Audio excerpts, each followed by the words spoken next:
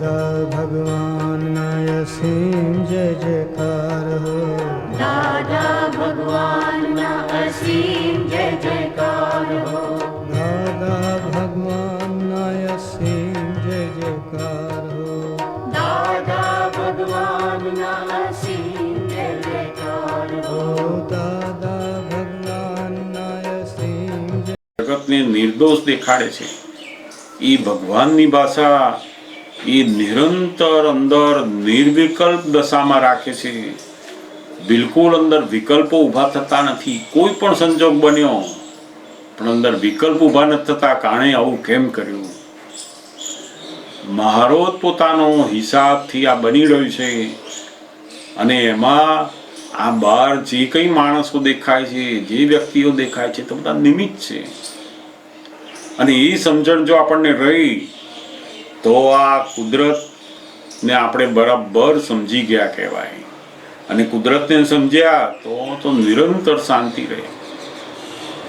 એટલે બહુ સુંદર વાક્ય આ શોધી રહ્યા છો તમે.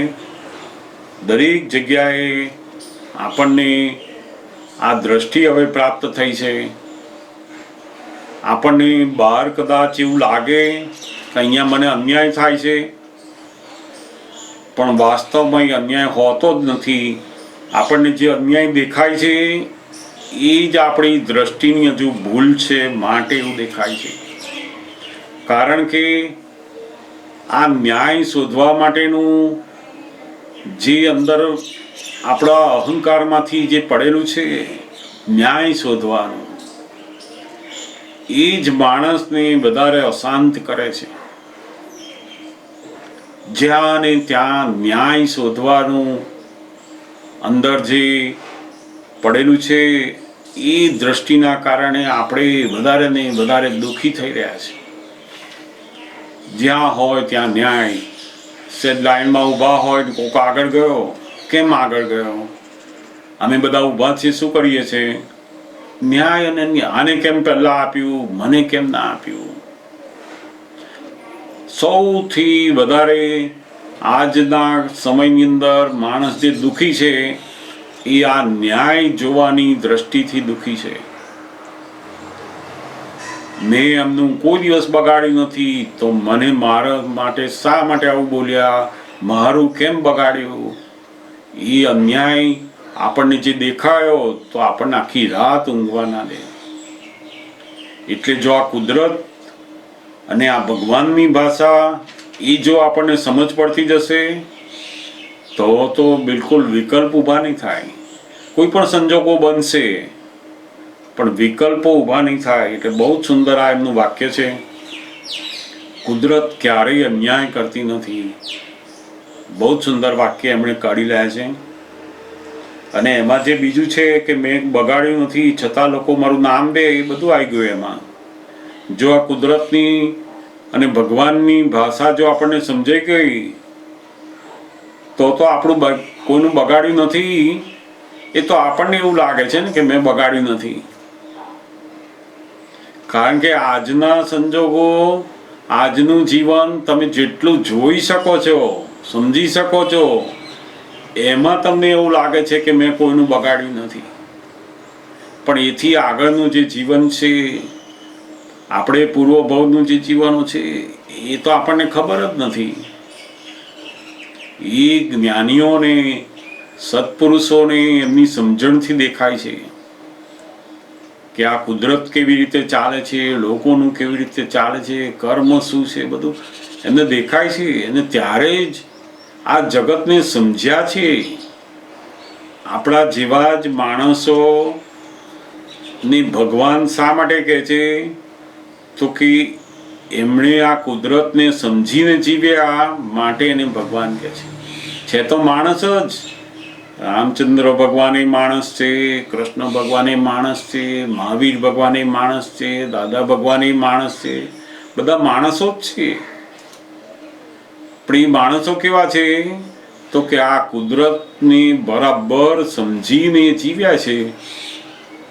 એટલે રામચંદ્ર ભગવાનને ક્યારેય કોઈનો દોષ દેખાયો નહીં. એમને જ્યારે રાજ તિલક કરવાના બદલે વનવાસમાં મોકલ્યા તો પણ એમને કોઈનો દોષ દેખાયો નથી.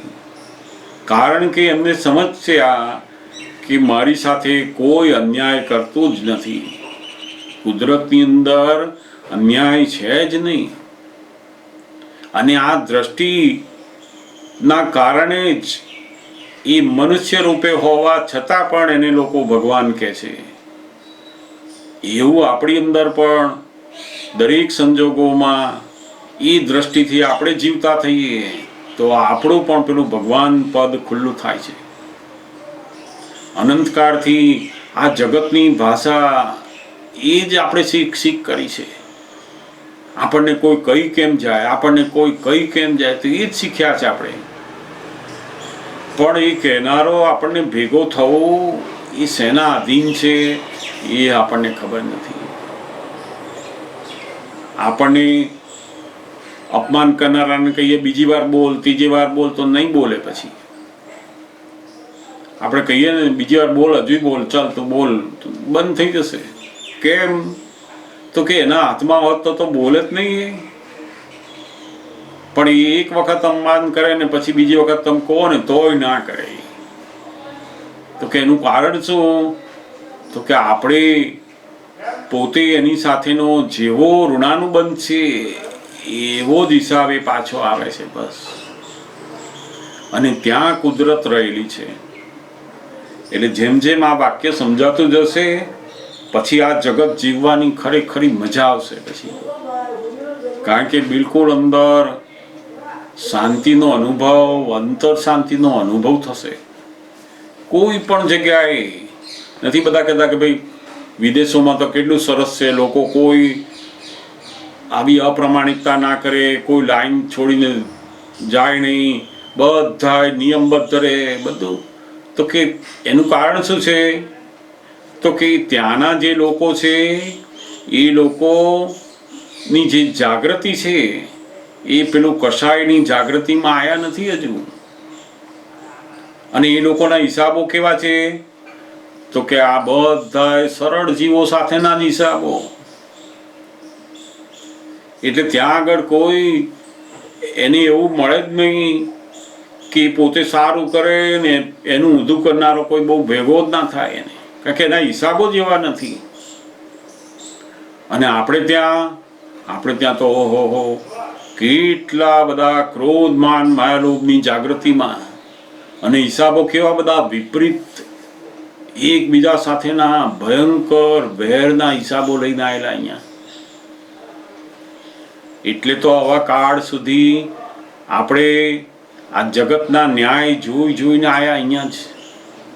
અને જો હજુ પણ આ જગતના ન્યાય, જગતની ભાષા સમજ કરીશું ને તો નિરંતર દુઃખી જ રહીશું. એટલે તો લોકો આ સરકાર સારી કરી નાખો, લોકો સારા કરી નાખો, ફલાણું સારું કરી નાખો, આમને સીધા કરવા જોઈએ. એ આ જગતને સીધું કરનારા તો એટલા બધા લોકો પડેલા અને ક્યારેય સીધું થયું નથી. એટલે ભગવાન થયેલા લોકો, સમજદાર પુરુષો બધા શું કર્યું? તો કે આપણી દ્રષ્ટિ સીધી કરી નાખો તો જગત સીધું લાગશે. જ્યાં સુધી આપણી દ્રષ્ટિ ઊંધી છે ત્યાં સુધી આ જગત ઊંધું લાગે છે, બધા ઊંધું લાગે છે. એટલે બહુ જ સુંદર દાદા ભગવાનના અનુભવનું જે વાક્ય છે, આ એમનો અનુભવ છે કે કુદરત ક્યારેય અન્યાય કરતી નથી. એ બહુ મોટું. અને આપણે જેમ જેમ એ અનુભવ કરતા જઈશું હવે ત્યારે ગજબની શાંતિ અંદર વધશે, આનંદ આવશે અંદર. કહો આ જગત બહુ જ સુંદર છે. આ તો નિર્ભયતા આવશે, બધી સરસ રીતે થતું જશે. એમને સમજાવ્યું છે આ વાક્ય. હા, જય સચ્ચિદાનંદ. જય સચ્ચિદાનંદ. હા, હવે અવાજ આવ્યો. ઓકે, બહુ સરસ. હા, કેમ છે તબિયત તમારી? બધું બરાબર છે? બસ સારી છે. તબિયત સારી, ઘણી સારી છે. બહુ સુંદર. માઇલ્ડ વીકનેસ ક્યારેક દાદરો ચડી ત્યારે આપણને એવું લાગે, અધરવાઇઝ બાકીનું રૂટીન બધું બિલકુલ ઓકે થઈ ગયું. બહુ સુંદર. અને જોબ પણ એટેન્ડ કરું છું ને ચાલે સરસ. એક્ટિવિટીઝ બધી થાય છે. રૂટીનમાં આવી ગયું એમ કહેવાય. બહુ સુંદર, બહુ સુંદર. જી જી. એક થોડું વાંચન કર્યું હતું મેં અને હા. નાનો પ્રશ્ન જેવું લાગતું હતું મને. બરાબર. એક દાદાવાણી હમણાં આવેલી છે ગયા મહિને ફેબ્રુઆરીમાં. હા. એમાં સંપાદકીયમાં એક વાત લખેલી છે કે વ્યવહારમાં આપણા થકી જ્યાં સુધી બીજાને કાંઈ પણ દુઃખ થાય છે, કોઈના દોષ કે નેગેટિવ દેખાય છે, કશાયો થાય છે, ત્યાં સુધી મહાત્માઓએ જાગૃત રહેવાની જરૂર છે. બરાબર છે. કારણ કે હજુ કશાયો ડિસ્ચાર્જમાં ખાલી નથી થયા, ઉપશમ છે. એ ઉપશમ સમજવું હતું જરા. અને આવા ડિસ્ચાર્જ કશાયોના વિસ્ફોટ થવાના પ્રસંગે કઈ રીતે વિતરાગ રહેવાય એ આપણે સમજવું જોઈએ. બરાબર છે. બરાબર. તો ઉપશમ જે વાત છે થોડી એટલે આગળની જે વાત હતી એના પરિપ્રેક્ષમાં સમજવી હતી. હા, એટલે એમાં કહેવાય એવું માંગે છે હા કે આપણને જે હું શુદ્ધાત્મા છું એવી દ્રષ્ટિ મળી અને આપણા જે ક્રોધમાન માયા લોભ હતા એ ક્રોધમાન માયા લોભ એ મૂળ સ્વરૂપે ખલાસ થઈ ગયા,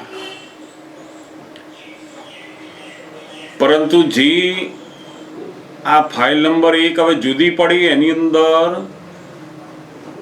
જે ડિસ્ચાર્જ રૂપે ભરેલા છે હજુ એ પાછા ક્રોધમાન માયા લોભ જેમ જેમ સંજોગો આવશે એમ એ બહાર નીકળશે બધા. અને એ વખતે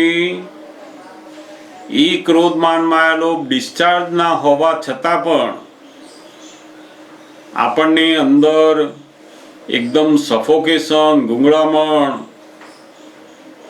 આપણને અંદર અશાંતિ ઊભી કરી દે એવું ઘણીવાર બનશે. આની અંદર કશાયો સંપૂર્ણ જતા રહે એને કશાયો ક્ષય થયા કહેવાય છે.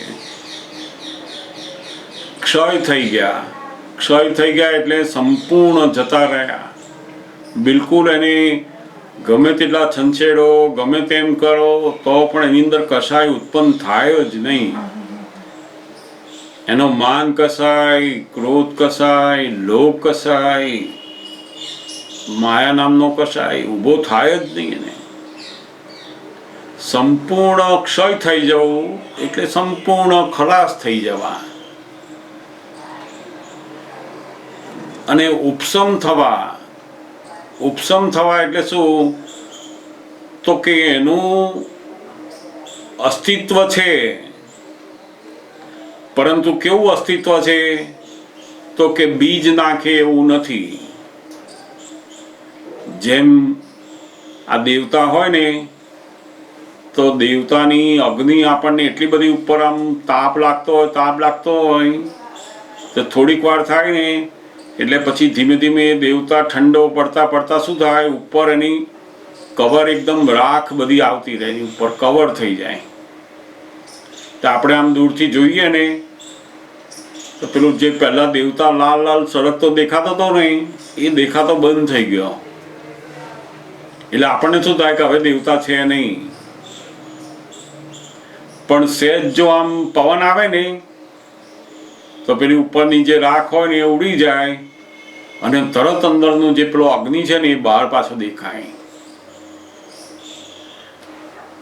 તો કે આ જ્યાં સુધી પેલી રાખ હતી ને દેવતા અંદર હતો એને કઈ દશા કહેવાય છે?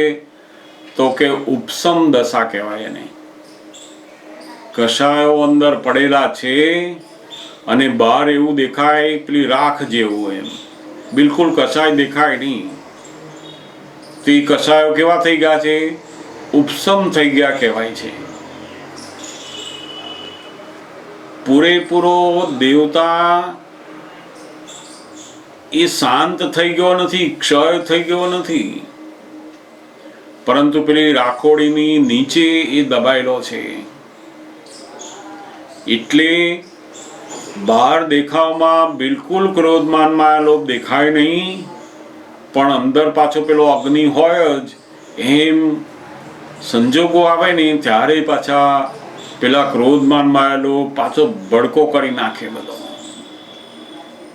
એને ઉપસમ કહેવાય છે. જ્યાં સુધી આ ડિસ્ચાર્જ ભાગના જે કષાયો ક્રોધમાન માયેલો છે એ સંપૂર્ણ ક્ષય ના થાય ત્યાં સુધી એને જ્ઞાનીની આજ્ઞા એ જ પોતાનો ધર્મ માની અને એને જિંદગી જીવ્યા જ કરવાની છે. જ્યાં સુધી પેલું કષાયો સંપૂર્ણ ક્ષય નથી થયા ત્યાં સુધી કોઈ પણ વ્યવહારમાં જો આવ્યો હોય તો આ બધા કષાયો અંદર પાછા જાગૃત થઈ જશે. આ ડિસ્ચાર્જ ભાગના કષાયો, એ ડિસ્ચાર્જ શબ્દ કોના માટે છે? તો કે જે આજ્ઞાધારક થયા છે એના માટે છે. એક બાજુ આખો દિવસ ઘરની અંદર ક્રોધ થતો હોય, લોભ કરતા હોય, મોહની અંદર પડેલા હોય, બધું કરતા જ હોય, પોતાનું ધાર્યું છોડતા ના હોય, અને પછી એ એવું બોલે કે આ તમારા ડિસ્ચાર્જ કસાયો છે. તો એની જ્ઞાનીઓની ભાષામાં એ ડિસ્ચાર્જ સમજ્યા નથી. ડિસ્ચાર્જ કસાયોનો મતલબ છે કે બહાર કસાયો નીકળે ખરા, પણ પોતે અંદર પ્રતિક્રમણ કરે છે, પસ્તાવ કરે છે, ભૂલ દેખાય છે એને, ત્યારે જ એને ડિસ્ચાર્જ શબ્દ લાગુ પડે છે. ત્યાં સુધી એ ડિસ્ચાર્જ શબ્દ લાગુ નથી પડતો. અને જો આપણે એને લાગુ પાડીએ ને તો પછી ધીમે ધીમે ધીમે એ ડિસ્ચાર્જ કષાયોમાંથી અગ્નિ મોટો થતો થતો એ પેલા ચાર્જ ઉપર આવીને ઉભો રહેશે પાછું. એટલે દાદા ભગવાને આપણને જે કષાયો શાંત થઈ ગયા છે બધા, એ કેવા છે? તો કે સંપૂર્ણ ક્ષય થયા નથી, પણ ઉપસમ થયેલા છે. આમ તો ક્રમિક માર્ગની અંદર આ શબ્દ છે ઉપસમ. અક્રમ માર્ગની અંદર ઉપસમ છે જ નહીં. આ તો આપણને એક સમજાવવા માટે એમણે એક શબ્દ ત્યાં વાપર્યો છે. બાકી મહાત્માઓના કષાય એ સંપૂર્ણ ક્ષય થઈ ગયા કહેવાય, પરંતુ એના ડિસ્ચાર્જ ભાગના કષાયો એ સમયે એને આજ્ઞાની જાગૃતિમાં રાખીને ખાલી કરવાના છે. એટલે નિશ્ચય કરીને તો કષાયો સંપૂર્ણ ક્ષય થઈ ગયા, બિલકુલ જતા રહ્યા, પરંતુ બહાર જે ફાઇલ નંબર 1 ની અંદર જે કષાયો રહ્યા છે એ ખાલી નથી થયા. એટલે એને સમજવા માટે આ ઉપસમ કહેવાય છે. અગ્નિ દેખાય નહીં, પણ અગ્નિનું હોવા પણ અંદર હોય, એ ઉપસમ શબ્દ લાગુ પડે છે. ત્યાં ઉપર પેલી જે રાખ બાજી ગઈ એટલે આપણને દેખાય નહીં કે ઓહો બધો અગ્નિ તો શાંત થઈ ગયો. આ કોલસા હતા એ બધા હવે બિલકુલ સળગતા નથી અત્યારે, પણ જેવું આમ પવન અથવા ફૂંક મારીએ કે ફરી પાછા એ પોતાની અંદરનો અગ્નિ છે એ બહાર દેખાય, કારણ કે ઉપસમ થયેલા કષાયો કહેવાય. તે એવું આ આપણને જ્ઞાન મળ્યા પછી પેલા કષાયો ઘણીવાર પેલા ઉપસમ થયેલા છે હજુ, એટલી સંજોગ વસાત જ્યારે બધા નીકળે ત્યારે પેલો આજ્ઞા ધર્મ ત્યાં બહુ જ જરૂર પડે છે. ત્યાં પુરુષાર્થ માંગે છે. હવે આ ડિસ્ચાર્જ ભાગના છે, પણ છતાંય એનું બિલકુલ ઉપરાણું ના લે ત્યારે ક્ષય તરફ જતો જાય છે. પછી એટલે કષાય સંપૂર્ણ ક્ષય થયા તો એનું કલ્યાણ નિશ્ચિંત બની ગયો હોય. પછી એને કોઈ ટેન્શન નહીં, કોઈ તકલીફ નહીં. સંપૂર્ણ ક્ષય થયાની દશા ઉપર આવ્યો તો પછી ભગવાન પદ એનું ખુલ્લું બહાર જાહેર પદ કહેવાય. એટલે પહેલામાં પહેલું બહાર કોઈના પણ નિમિત્તે આપણને જે કષાય ઊભા થાય છે એ પહેલા ત્યાં બંધ થતા જાય, પછી પોતાના નિમિત્તે ઊભા થતા કશાયો એ બંધ થતા જાય. એમ કરતા કરતા કરતા એ આગળ જાય અને સંપૂર્ણ ક્ષય થઈ જાય. પછી એટલે ઉપસમ એ ખરેખર તો ક્રમિક માર્ગની દશાનો શબ્દ છે. ક્રમિક માર્ગની અંદર જે લોકો આ જ્ઞાનની અંદર પોતાના આત્મજ્ઞાનમાં પ્રગતિ સાધના કરતા કરતા જાય, ત્યાં અહંકારે કરીને પેલા કષાયોને ઉપસમ કરી દે, ઠંડા પાડી દે બહારથી. અંદર તો પડ્યા હોય પણ તો એ બહાર આવવા ના દે નહીં. તો ત્યાં બહુ જ જબરજસ્ત પુરુષાર્થ કરે ને ત્યારે આ ઉપસમ સુધી પહોંચે. એથી આગળ જવું તો બહુ મુશ્કેલ એમને. કષાયો જો ઉપસમ થયા ને તો બહુ મોટી જ્ઞાનની દશા ઉપર આવ્યો કહેવાય. પણ એટલે સુધી પહોંચવું પણ બહુ અઘરું. એ તો જ્યારે આપણને તો આ ભેદ વિજ્ઞાની પુરુષના કારણે આપણને આ ભેદ કરી આપ્યો કે આ તારું સ્વરૂપ અને આ રિલેટિવ સ્વરૂપ બે અલગ પાડી દીધા આપણને. એટલે હવે જે કષાયો રહ્યા છે એમાં રહ્યા તો કે આ મન વચન કાયામાં રિલેટિવ ભાગમાં ગયા અને એ બધા ડિસ્ચાર્જ ભાગના આવે. આપણા નિશ્ચય કરીને સંપૂર્ણ કસાઈ જતા રહ્યા છે અને ત્યારે જ આપણને પેલી જાગૃતિ વર્તે છે. હું શુદ્ધાત્મા છું એવી જાગૃતિ આપણને કેમ વર્તે છે, સહજ રીતે કેમ આવે છે અંદર? તો કે આ કષાયો સંપૂર્ણ જતા રહ્યા છે માટે જ આપણને હું શુદ્ધાત્મા છું એવું ભાન સહજ રીતે આવે છે, કંઈ પણ કર્યા વગર. સમજાય ને? એટલે હવે બાકી રહ્યો જે ડિસ્ચાર્જ ભાગના કષાયો એ પેલા ઉપસમ સુધી તો આવી ગયા, ધીમે ધીમે એ ખાલી થઈ જશે. સમજાયું ને? આ ઉપસમ એટલે દેખાય નહીં પણ હોય ખરા.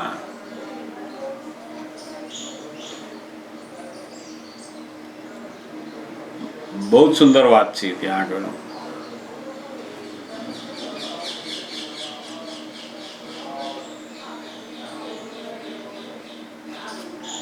એ પણ પછી ભૂલાઈ ગઈ એવું લાગ્યું મને બહુ પહેલા. હા, એટલે ક્યારેક એવું થાય કે સરસ વાંચન થયું હોય ને એમાં એક શબ્દ એવો હોય કે જેનો મિનિંગ બરાબર ખબર ના હોય ને તો એમ લાગે કે ના કઈક ખૂટે છે.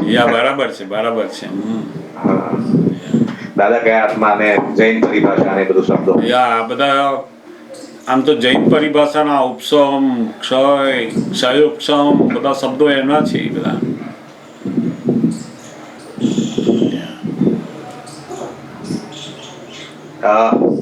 બીમારી તો આવી અને ગઈ અને અત્યારે જે પ્રમાણે વાતાવરણ છે અને જે સંજોગો છે અને જે સિનેરીઓ છે એ પ્રમાણે એવું લાગે કે આપણે બહુ મોટા ખાડામાંથી બહાર નીકળ્યા. અને 12-14 દિવસ હું રહ્યો ત્યારે સતત દાદા અને સિમંદર સ્વામી યાદ આવ્યા કરતા. બસ મોઢા પર હાજર હતું, દાદા સિમંદર સ્વામી, દાદા સિમંદર સ્વામી, બસ દાદા. અને પછી કહેતો દાદા શક્તિ આપજો, દાદા શક્તિ આપજો, દાદા શક્તિ આપજો. બસ આટલું જ ચાલતું હતું. બસ બહુ જ કહેવાય. કઈ શક્તિ માંગતો તો મને નહીં ખબર, પણ બસ કહેતો હતો શક્તિ માંગજો, દાદા શક્તિ આપજો. એટલે તમે શબ્દ ગમે તેટલા હોય પણ દાદા ભગવાન જોડે જે તાર અંદર જોઈન્ટ થઈ જાય છે ને આપણો, એ બહુ જ અદભુત એમનું નિધિધ્યાસન, એ એમની શક્તિ આપણને મળ્યા જ કરે અંદર. એટલે જ્યારે બહાર પ્રતિકૂળતાના સંજોગ આવ્યા કે તરત આપણો તાર દાદા ભગવાન જોડે જોઈન્ટ થઈ જાય. એ બહુ જ મોટી વસ્તુ છે અને બહુ અદભુત શક્તિ અંદર આયા જ કરે. પોતાનું મનોબળ જો પોઝિટિવ રહ્યું તો બધા સંદર્ભો એની મેળે બદલાવા માંડે. પછી આપણો જેટલો હિસાબ હોય એટલો આવે, એની મેળે બધું બદલાઈ જાય. પછી 89 માં 14-15 હોસ્પિટલમાં રહ્યો હતો મારા લેગની સર્જરી માટે.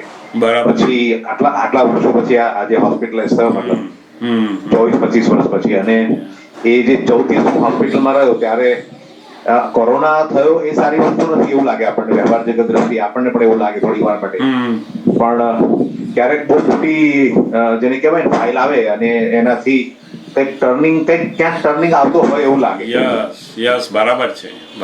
એ થોડોક બૌદ્ધિક આવતો હોય, થોડોક શારીરિક આવતો હોય, થોડોક આધ્યાત્મિક આવતો હોય, ઇવન થોડોક આર્થિક પણ આપણને આવી જાય કે ભાઈ આપણે આજે છીએ ને કાલે નથી તો વોટ નેક્સ્ટ. અને એ સંજોગોમાં આપણને એમ લાગે કે આ બધું વોટ ફોર એમ. અને છતાંય પાછું વ્યવહાર જગતમાં તો આ બધું જોઈએ જ છે. યસ બરાબર. મારે ખંભાત આવવું હોય તો ભાડું તો જોઈએ જ, મને પૈસા તો જોઈએ જ. બરાબર, સાચી વાત છે. એના વગર તો ચાલવાનું નથી. હા પણ છતાંય ક્યારેક એવું લાગે કે આની જે શું કહેવાય છે ને ક્ષણિકતા જે છે ને, ક્ષણિકતા આ વસ્તુની બધી જે નાશવંત ચીજો જે છે એની સામે દાદાનું જે છે એ અદ્ભુત. અને એમ લાગ્યું કે ના ખરેખર ક્યારેક મનમાં એવું આવતું હતું ભાઈ કે દાદાને શું અર્પણ કરીએ, આ બધું માંગીએ છીએ તો સામે શું અર્પણ કરીએ એવું આવતું હતું. પણ એ હજી કંઈક લાગ્યા કરે છે કે હજી આપણે સ્ટેજ પર નથી પહોંચ્યા કે શું અર્પણ કરી શકે. દાદાને તો શું જોઈએ નહીં, એમને તો કશું જોઈતું નથી. એ તો થયા કરે કે ભાઈ એ તો આપણી પાસે એટલું જ માંગે છે કે મારા જેવા તમે થઈ જાઓ, એટલે બહુ ખુશ થાય. જેમ ફાધર હોય એને એના દીકરા પાસે કોઈ ઈચ્છા ના હોય એવી, પણ ભાવના શું હોય અંદર કે મારો દીકરો એકદમ સુખી થઈ જાય, મારા જેવી સમજ પડતી થઈ જાય ને મારા જેવું જિંદગીને જીવતા થઈ જાય તો બહુ આનંદ થાય ને એમને. એવું જ્ઞાનીને પણ એવું હોય કે મારા જેવું જ્ઞાન, મારી જેવી દ્રષ્ટિ, મારી જેવી દશા એ તમારી થઈ તો અમે ખુશ. પછી એમ એટલે અમને લોકોને ઘણી વાર કહેતા નહીં કે તમારી પાછળ રોજના 10-10 કલાક ટાઈમ આપું છું કે છે, કઈ દોડશો ખરા કે નહીં કે છે. આપતા પુત્રોને કહેતા કે કઈ દોડશો કે નહીં કે છે, આ 15 કલાક રોજના આપું તમને. થોડીક અવાજની ઇન્ટેન્સિટી ઓછી પડે છે. શું કહ્યું? અવાજ થોડો ઓછો પડે છે, ધીમો પડે છે. ઇન્ટેન્સિટી ઓછો લાગે. એક જ મિનિટ.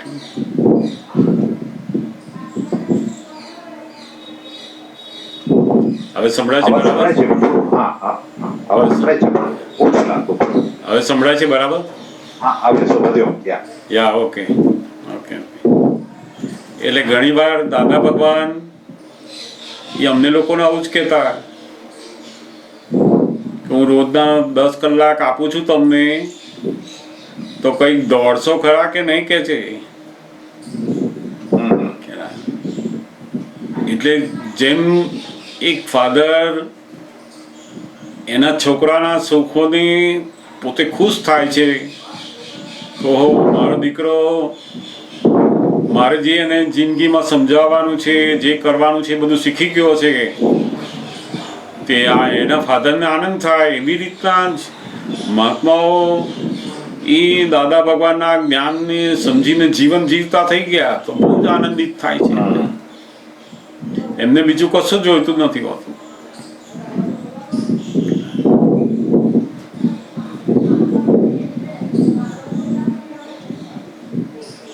બરાબર.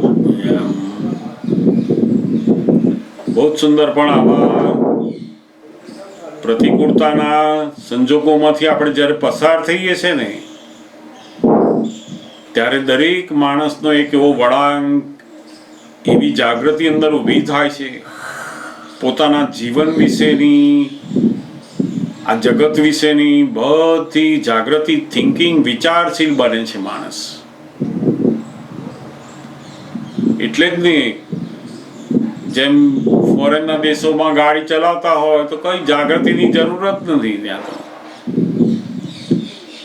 એક જ લાઈનમાં એક જ રોડ ઉપર પોતે ચાલ્યા જ જવાનું છે.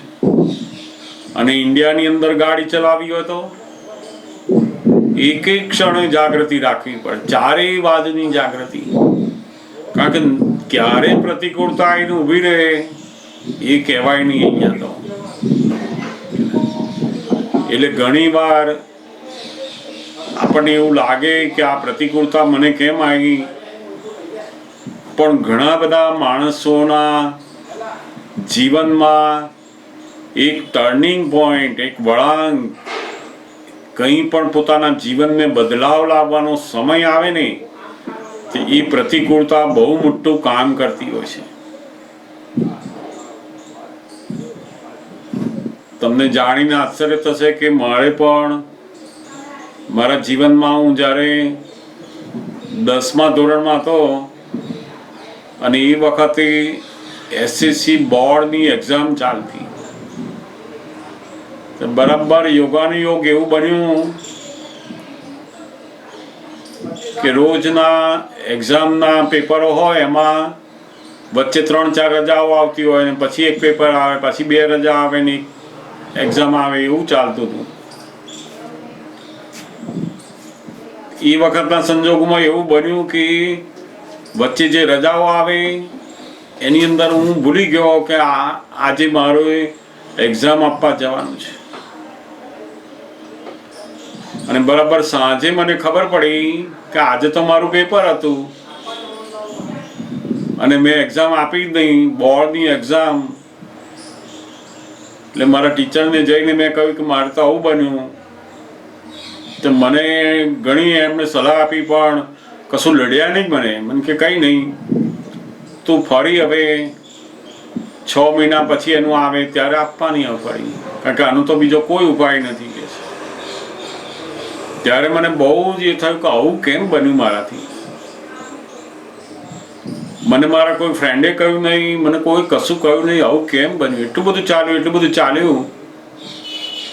બરાબર એની અંદર હું ફેલ થયો અને મને પેલો 6 મહિનાનો પીરિયડ ઘરમાં રહી અને એક્ઝામ આપવાનો આવ્યો. તે એ 6 મહિનાની અંદર જ મને દાદા ભગવાનનો યોગ થયો એમાં. અને એ સમયની અંદર હું એમના પદો, આપતાવાણી, એમનું જ્ઞાનનું બધું બહુ વાંચી શકું એવો ટાઈમ મળ્યો મને. કારણ કે પેલું સ્કૂલમાં જવાનું નહીં, એટલે ઘરે બેસીને જ ભણવાનું હતું અને પેલી એક્ઝામ આપીએ પછી પેલું 11th સ્ટાન્ડર્ડમાં જવાનું. તો એ 6 મહિનાનો પીરિયડ સૌથી સરસ દાદા ભગવાનના યોગમાં ગયો પછી. એટલે તમે જેમ કહો છો ને કે ઘણી વાર પ્રતિકૂળતાનો સમય આપણા જીવનમાં કોઈ મોટો વળાંક લઈને આવ્યું હોય, કોઈ જગ્યા ઉપર આપણને લઈ જવાનું હોય, એવું જ હોય છે. બરાબર. પણ જેમ સમય જાય ને પછી આપણને ખબર પડે કે ઓહો, એ ગજબનો વળાંક હતો.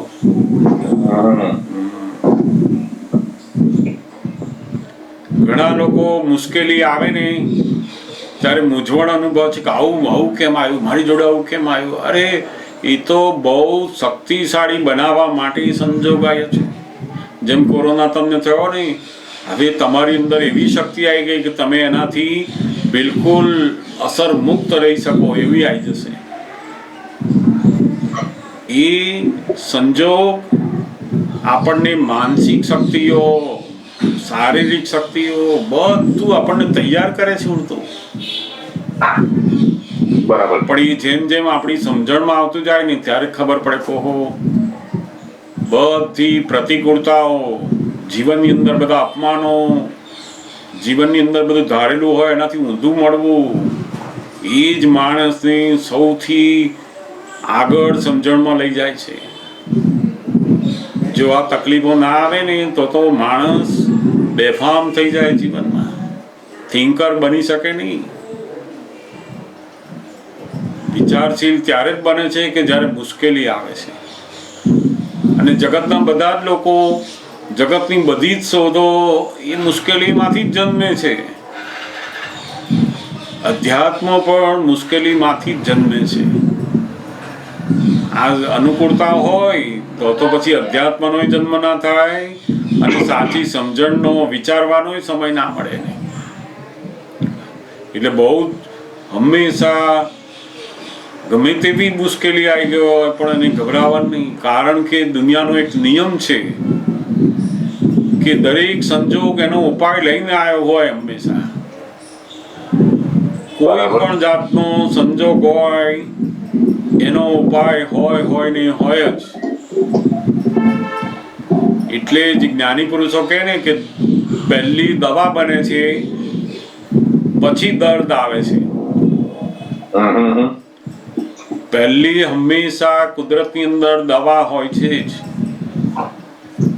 દર્દ પછી કુદરતમાં આવે છે. એ દવા આપણને ભેગી થવી, એની જાણકારી થવી, એ સંજોગોના આધીન છે. દવા હોય ખરી, દવા કઈ આપણે નવી બનાવતા નથી, બધા તત્વો છે જ. એ તો આપણે એનું મિશ્રણ કરીને બધું બહાર લાયા, બાકી છે જ નહીં. તો એટલે આ બહુ મોટા સિદ્ધાંતો છે કે પહેલા દવા હોય છે પછી જ દર્દ આવે છે, પહેલા સમાધાન હોય છે પછી જ પ્રતિકૂળતા આવે છે. પણ આપણને પેલી અંદર છે કે મને આવું કેમ થયું, મારે જ કેમ આવું, હવે શું કરીશું, બધું સમાધાન એની અંદર હોય છે જ. એના સંજોગો થતા થતા થતા બધું અંદર મળી જશે એમાંથી. અને બધા જ મહાન પુરુષોના જીવનોમાં તમે જોશો તો ઘણી બધી મુશ્કેલીઓમાંથી પસાર થતા આવે છે. અને ત્યારે તો એ લોકો એટલા બધા થિંકિંગ પાવર વાળા, એટલી બધી સમજણ વાળા બની શકે છે. બરાબર. જીવન જીવવું અને જીવનને સમજવું એ બહુ મોટી. જીવન જીવે જાય છે તો બધા લોકો જીવે જ જાય છે.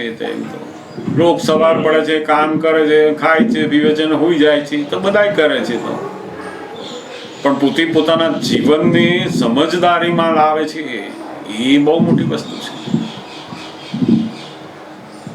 ઘર બનાવવું, છોકરાના લગ્ન કરવા, છોકરીઓને ઠેકાણ પાડવી, ધંધો કરવો, પૈસા બનાવવા, આ બધું તો બધાય કરે છે. તો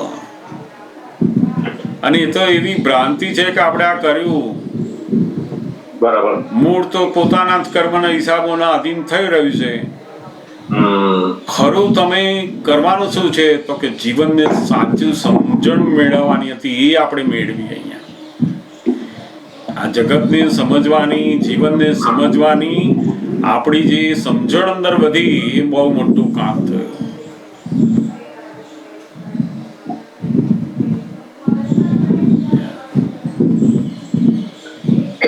બહુ સુંદર, બહુ સુંદર. તમારો અનુભવ પણ શિલ્પાબેન કંઈક પૂછતા હતા એવું લાગતું મને વચ્ચે. હા, જરૂર. હા, પૂછજો. જયાબેન પૂછજો.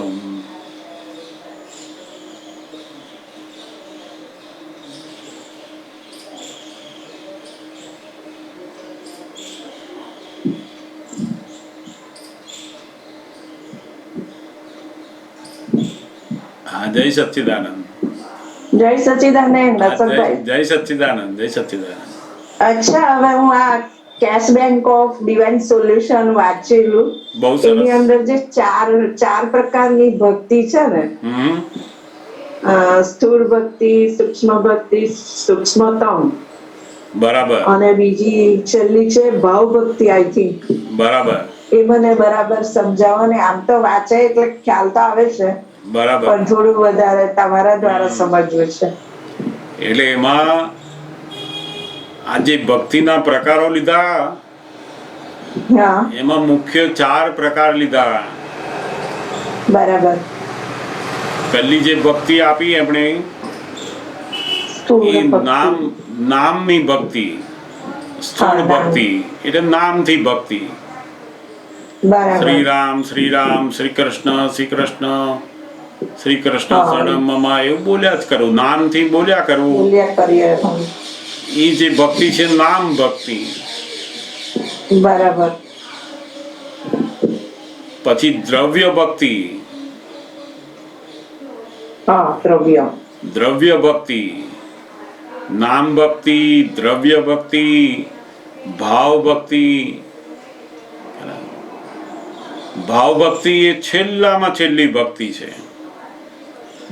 પહેલી નામ ભક્તિ આ સ્થૂળથી શરૂ થાય, પછી એ ભગવાનની સ્થાપના કરે, મૂર્તિ રૂપે, ફોટા રૂપે ભગવાનને સ્થાપિત કરે. કૃષ્ણ ભગવાનની મૂર્તિ, કૃષ્ણ ભગવાનનો ફોટો, અને ફોટો મૂકીને બરાબર. પછી એનું નામ બોલે પછી. હમ. તો એમાં બે ભક્તિ થઈ, એક નામ ભક્તિ અને બીજી પેલી સ્થાપના ભક્તિ. હા, હા. એટલે સ્થૂળ ભક્તિ પણ થઈ અને જોડે જોડે પેલું સ્થાપના કરી ભગવાનની કે અહીંયા આ કૃષ્ણ ભગવાન ફોટો બરાબર. મૂકે, મૂર્તિ મૂકે, કોઈ ચોપડી મૂકે, જે કઈ સ્થાપના કરે ભગવાનના સ્વરૂપની સ્થાપના કરી અને એ પોતે ભજે પછી. એટલે પેલી નામ ભક્તિથી બરાબર. આગળ ગયો, સ્થાપના ભક્તિ આવી અને સ્થાપના ભક્તિથી આગળ પછી ભાવ ભક્તિ શરૂ થાય. હવે આ જે ભાવ ભક્તિ છે એ કોને શરૂ થાય? તો કે જેને ભગવાન નું સ્વરૂપ સમજાય પછી એને પેલી ભાવ શરૂ થાય. એનો ભાવ ક્યારે શરૂ થાય? તો કે સાચા ભગવાનનું શું સ્વરૂપ છે, ભગવાન ક્યાં રહે છે, કોને ભગવાન કહેવાય, કૃષ્ણ ભગવાન એટલે શું, રામ શું, મહાવીર શું, એ સમજી અને પછી અંદર ભક્તિ કરે ને ત્યારે એને ભાવ ઊભા થાય. જેમ આપણે કેરી કેરી બોલીએ તો એ નામ ભક્તિ થઈ. પછી બરાબર. કેરીને લાવીએ અને મૂકીને ફોટો મૂકીને કરીએ Yes.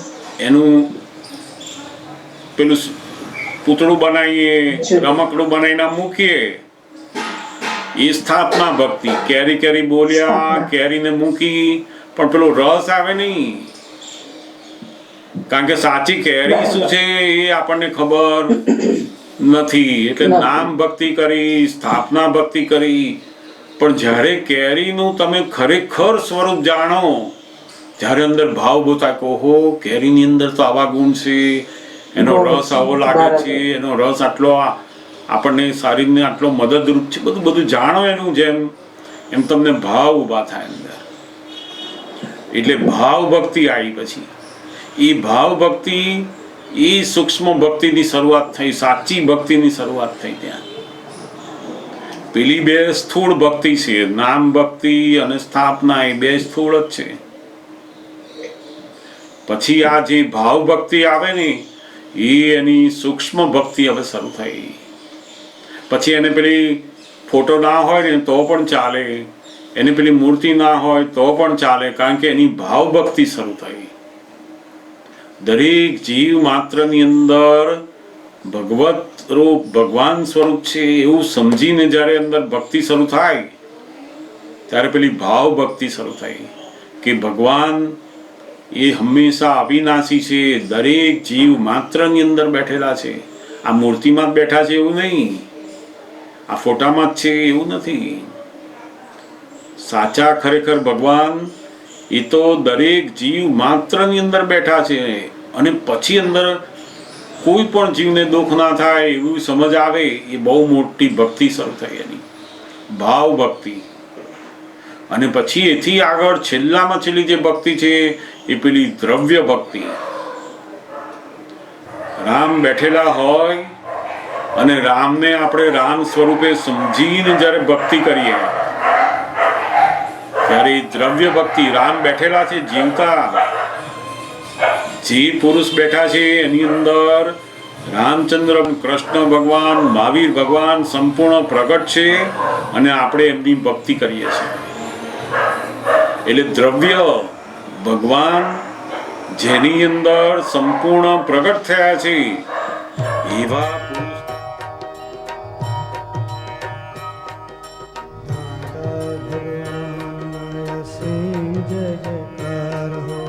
દાદા ભગવાનના અસીમ જય જયકાર હો. દાદા ભગવાનના અસીમ જય જયકાર હો. દાદા ભગવાનના અસીમ. Like, comment, subscribe.